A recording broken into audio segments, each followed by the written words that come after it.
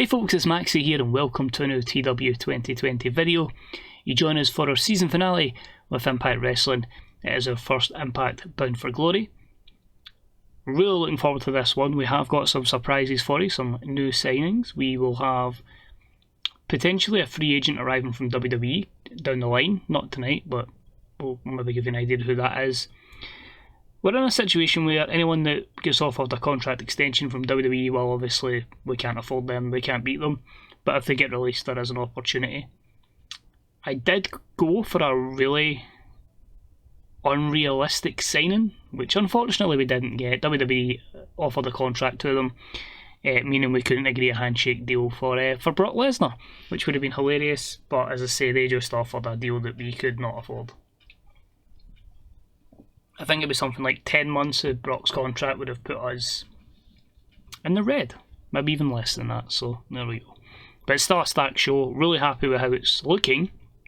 Now we'll see how it pans out. We're on all our networks there: Dish Network, Fight TV, Impact Plus and Premier Sports. No boosts, so it's all down to how the guys and girls score on the night. And we are in the Foster Auditorium in Alabama. So without further ado, this is Impact's Bound for Glory 2021. So 3,630 at the Foster Auditorium, which is good. We're going to get a good attendance. I will also state I managed to fix the situation with the TV tapings. I just moved it to a Saturday, and then after Thursday passed, I moved it back to Thursday. So we will be back to normal schedule. I think it's because I was messing around with tapings. We start the show with the usual two people that are in our main event hyping up against each other. Only gets to 62, Ace Austin coming across well. Ace just basically saying that Fenix has been dodging him for weeks and he can't wait to rip the mask off of Fenix. Fenix himself says he's been around the world, he's been travelling, he's been just getting more matches under his belt, he's becoming better and better. He had a great match with Pentagon Jr., which gave him this opportunity, and he wants to be the man that puts Impact Wrestling back on the map with some sensational matches going forward. So a 62, that's good. Hopefully need our main event to draw out that as well, but I think these two could have a classic. Speaking of classics, well, it's an okay one here, and it was our Steal the Show matchup for the evening, and about that had good heat and decent wrestling, with Suicide defeat Ricky Starks in 12:03 by pinfall, giving him his first defence of the Impact X Division Championship. I think this was going to be a standard one, last day of Ricky Starks' loan deal from AEW, so of course we're going to make our champ retain the championship and steal a little bit of overness at the same time. A solid 49 opener. Backstage we have Matt Cardona's back from his stuff at New Japan of America, and he bumps into Max Caster and Anthony Bowens. They have a bit of an argument and the Acclaimed decide to cheap shot Cardona and beat him down, leaving him down and out. How will that pan out over the course of the evening? We'll find out. 42. We then move on to the Knockouts Championship match, and it was about that had good wrestling and a decent reaction from the crowd. And Jordynne Grace picks up her second reign as champion as she defeats Taya Valkyrie in 14:23 with the fall from Grace. New champion Jordynne Grace, a 53 rated matchup. I just felt like it's time to invest in the younger talents, and she's one that I think can take the female division, the Knockouts division, to great heights. So good victory for Jordynne Grace. And she celebrates also to a 53. Moving along, we had the tag match between Chad Betts, Sami Callihan and the Most Professional Wrestlers, and it was about the had great wrestling and good heat. The team of Chad Betts and Sami Callihan pick up the win in 11:31 when Chad Betts pinned Brian Myers following Grand Amplitude. Myers is the weak link here, he only scored a 47, the rest of them with some great performances. Big shout out to Chris Hero's 66. But yeah, 62 overall, very good mid-card matchup, and guys I feel I can really count on going forward. We then have Matt Cardona with Don Callis. Unfortunately, Kurt Angle's working for Ring of Honor tonight, so we have to use Don Callis, our user character. Don Callis says, fine, I'll give you the matchup, Matt. Well, the text says he signs a waiver to face Max Caster. What he's actually signing is, Don Callis says, fine, we've got a new signing here, we'll team him up with you, and the two of you can go on and face Max Caster. We'll let you know, but we won't let the audience know who will be facing the Acclaimed, later on. So Acclaimed versus Matt Cardona and a mystery partner later on this evening. We then had the no disqualification match between the Luchasaurus and Moose, and it had good heat and decent wrestling, and Luchasaurus gets the win in the no DQ match in 12:37 with a betrayal.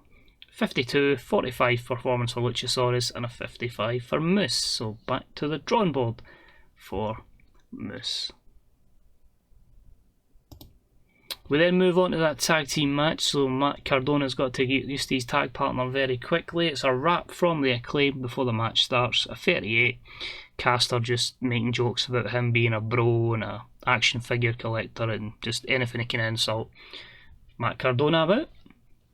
But Matt Cardona says he used to be about, are you serious, bro? So he spoke to someone that's a bro. And debuting in Impact Wrestling, confirmed by Don Callis, Matt Riddle was a free agent. The scandal was over, so he was able to be touched in game. So yeah, Matt Cardona, Matt Riddle is the tag team for this instance. Riddle debuts the bro gimmick, which gets an adequate rating, and Matt Cardona came out of it looking good as well. So a 50 segment there has a bit more star power for our roster, I feel. And a decent matchup saw Matt Cardona and Matt Riddle defeat the Acclaimed in 11:24 when Riddle pinned Anthony Bowens. 51, two good performances. Caster and Bounds will get there over time, but the bro and Are You Serious Bro pick up the dub. Moving further along, we had a bout that had great wrestling and good heat as the Inflictors of Pain defeated the Good Brothers, FTR in the North, in 14:27 when Slamani pinned Josh Alexander with the last chapter. This means we have new Impact World Tag Champs as well, as the Inflictors of Pain from nowhere decide to take the win. This was only a 57 and it did have to see Cash Wheeler be protected, but I felt like if they were going to lose the belts, I didn't want them getting pinned. So in this instance, it's Josh Alexander that takes the fall as we have new tag team champions. After the matchup though, Josh Alexander is down and Ethan Page loses the head with him and decides to attack his partner, beating Alexander down to the mat. So a 52 there, and that is a quick one that will turn Josh Alexander babyface. In the North, the relationships went south. Hey, there we go. Next up with a promo, the Hardyz are getting ready for their matchup with EC3 and Dango. They just say, what they've basically been saying over the last couple of months, they realise that EC3 is jealous of their star power, and they're just going to show that no matter what, they can put on a show for all the fans of the Hardyz. 54. And their matchup was actually really good, 63. Quite surprised at that one. I thought Johnny Dango would struggle a little bit. But a superb matchup, Matt and Jeff defeat EC3 and Johnny Dango in 13:41 when Jeff Hardy pinned Johnny Dango with a Twist of Fate Swanton Bomb combo. In terms of in-ring work, Jeff Hardy was head and shoulders above the rest, while Johnny Dango was a weak link, struggling to keep up with everyone else's in-ring performance. We then have Don Callis come out and announce that Odell Tai will not be able to participate in this matchup as B. Priestley has contractual obligations for New Japan Pro Wrestling, but he was able to sign a major marquee signing for the Knockouts division that can guide Jamie Hayter going forward, introducing the tag team to take on the Demon Assassins Rosemary and Su Yung, Jamie Hayter and Rowdy Ronda Rousey. Realism has went right out the window. 43 for this segment because of obviously Jamie's lack of overness. As Ronda comes out looking excellent, I feel we can get some of that star power over to Jamie pretty quickly. The MMA badass gimmick got an initial rating of being great. So B. Priestley misses out on a chance to become champion, and there's only one way this was going to go. A decent matchup, Jamie Hayter and Ronda Rousey defeat Su Yung and Rosemary in 12:16 when Ronda Rousey submitted Su Yung with an armbar, meaning that Jamie Hayter and Ronda Rousey are the new Impact Knockout Tag Team Champions. In terms of in-ring work, Rousey will be head and shoulders above the rest, Hayter will be the worst, but hopefully we can get Jamie to that level. Well, not quite that level. Ronda's at a 75, that's higher than most of our males, if not all our males, but if we can get at least up to the 50s, we'll be delighted. I'm pretty sure Demon Assassins wasn't the name of the tag team. That might even have been, I can't remember, by Impact, but they're both demons. Screw it, that's what we're calling them for that instance. They are technically still Rosemary and Su Yung. I think we'll do our main event. Let's go. There we go. But they had superb wrestling and great heat. Fenix defeats Ace Austin in 21-20 by pinfall with a Meteora. Fenix wins the Impact World Championship. So a 67, both guys pretty even, 66, 67 performances. Negatives, just the low experience of the announced team, so no psychology, which was good. I just felt Ace Austin is someone we can have for a long time in this company, and I think we can have, honestly, some people getting 10, 12 reigns with a belt. I feel my title reigns are usually 3-4 months, so you get 3 champions a year. So if we can change up a little bit, a couple of quick turns of championship belts, then some maybe 8-month, 9-month ones. But if you've watched a lot of my stuff, you know with AEW, Fenix has been one of my guys to use. My offline save with Observer Wrestling Federation, Fenix has been my guy to use. Fenix is just, man, anytime I see him, I'm just amazed by how good he is. So, damn right we're putting the belt on him. And after the show, he celebrates. So 56, I think we might be looking about a 64 here, maybe a 63, because it was a strong main event and a strong open, but we'll see.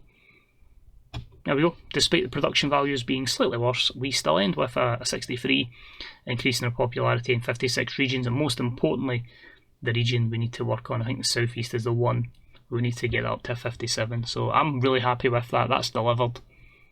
You can see there, pretty solid. So retained championship, 1 new champion, 2 new champion, 3 new champions, 4 new champions.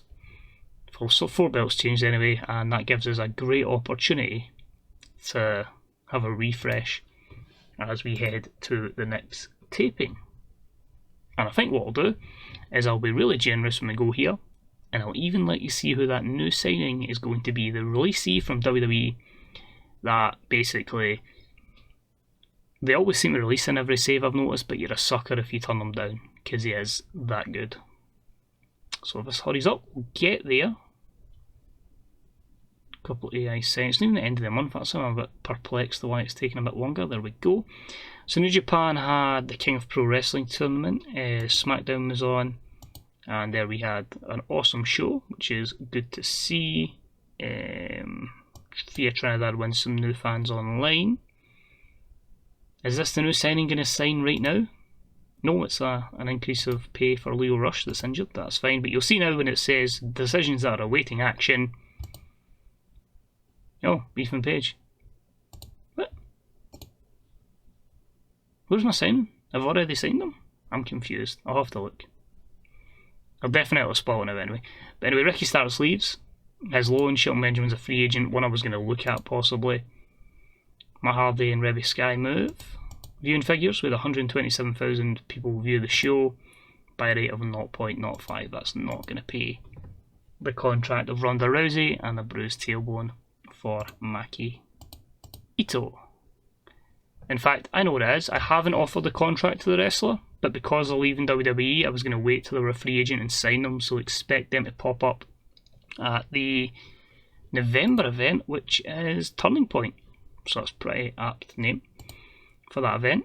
So financially, we are at a loss at the moment. I think that'll probably remain the same, because we do have to still get a bit of sponsorship. Revenue's up a little bit, ticket sales, sponsorship, everything's up a little bit. It's just a case of, obviously, production values are far greater than they were. So obviously I've took that gamble early.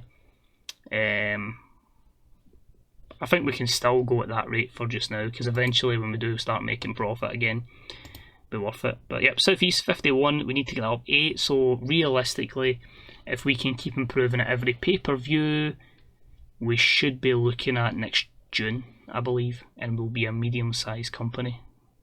Still a while away, but I think the good thing is we shouldn't be too bad. In fact, big 77, so that might take a bit of time. That's the fun of the journey. Don't want to just go up, big company already. So cheers for watching, hope you enjoyed that. Hope you're looking forward to what we've got going forward as we try and not just make Impact Wrestling better, but hopefully develop the talent that we've got as well. So thank you very much for watching. Enjoy the rest of your day. See you soon. Bye bye.